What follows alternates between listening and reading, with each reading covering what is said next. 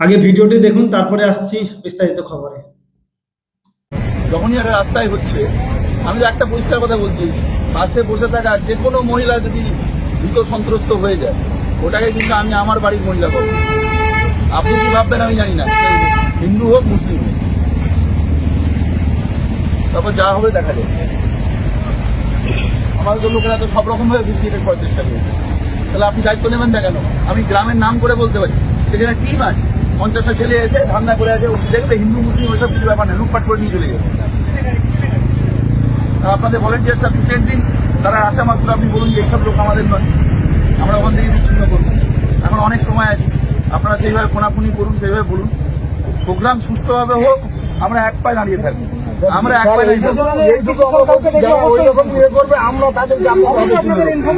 আপনাদের যারা ছেলেপিলেরা আছে তারা, আমার তো অনেক অনেক রকম ভাবে নজর জড়িয়ে আছে, তাদের মধ্যে বড় অংশ চাইছে শান্তিপূর্ণ হোক, কিন্তু 2-4 জনের কাছে এই বার্তাটার জায়গাটা খুব দরকার আছে। আমি চাই না আপনাদের সঙ্গে আমার সংঘাতে।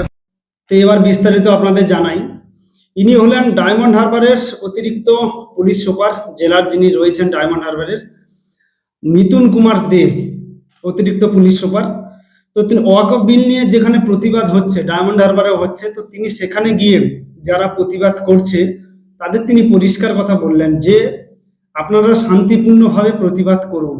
আপনাদের প্রতিবাদ করার পর বা কোনো ঝামেলা যে হয়, যদি কোনো বাসে বসে থাকা কোনো মহিলা ভীত সন্ত্রস্ত হয়ে পড়ে বা ভয় পায় বা কোনো দুর্ঘটনা ঘটে, তাকে কিন্তু আমি আমার বাড়ির মেয়ে বলেই ভাববো এবং তারপরে আমি আমার কিন্তু যথাযথ ব্যবস্থা নেব, তাতে আপনারা যা ভাবতে পারেন।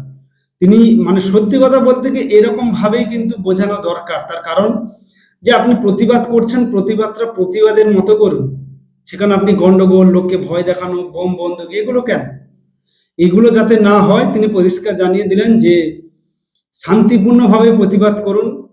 সাইডে দিয়ে বাস যাচ্ছে, অনেক গাড়ি যাচ্ছে, অটো যাচ্ছে, টোটো যাচ্ছে, কেউ যেন না ভয় পায়। এমন হবে না যে আপনারা এখানে গন্ডগোল শুরু করলেন এবং সবাই ভয়ে পড়ে গেল। যারা কিন্তু ভয় পড়বে আমি তাদেরকে আমার বাড়ির লোক বলে ভাববো এবং তারপরে কিন্তু আমি পুরো অ্যাকশন নেব। মানে এইরকম বার্তা কিন্তু আমার মনে হয় সবাইকে দেওয়া উচিত।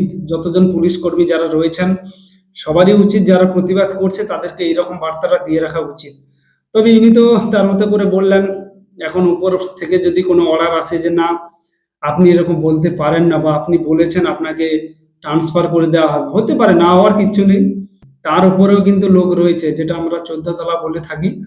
তো সেখান থেকেও অন্যরকম কিন্তু মানে আইন আসতে পারে বা রায় আসতে পারে যে মুসলমানদেরকে কেন আপনি এরকম বললেন। এই রাজ্যে সবকিছুই সম্ভব। যাই হোক, অতিরিক্ত পুলিশ সুপার মিথুন কুমার দে তিনি তার মতো করে সবাইকে বোঝানোর চেষ্টা করলেন এবং যদি বাকিরা যদি শোনে তাহলে ভালো, আর যদি না শোনে তাহলে মুর্শিদাবাদ মালদায় যা হচ্ছে এখানে তাই হবে।